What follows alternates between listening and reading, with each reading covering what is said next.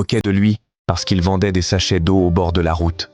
On disait qu'il finirait comme son père, sans diplôme et sans avenir. Mais Dieu écrivait déjà une autre histoire. Il s'appelait Espoir. Chaque matin, il se levait avant le soleil. Il aidait sa mère au marché, puis il courait à l'école avec un sac usé et des cahiers déjà remplis à moitié. Il n'avait pas de téléphone, pas de chaussures neuves, juste un rêve brûlant dans le cœur. Certains camarades riaient de son accent. Certains adultes murmuraient « Ce garçon n'ira pas loin ». Mais Espoir priait en silence.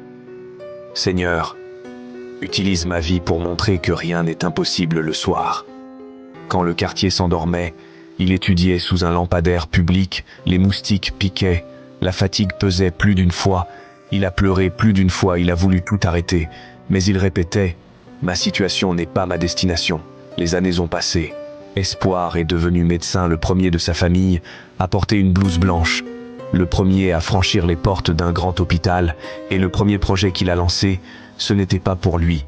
Il a construit un petit centre de santé dans son quartier, là où les enfants n'avaient jamais vu un vrai docteur.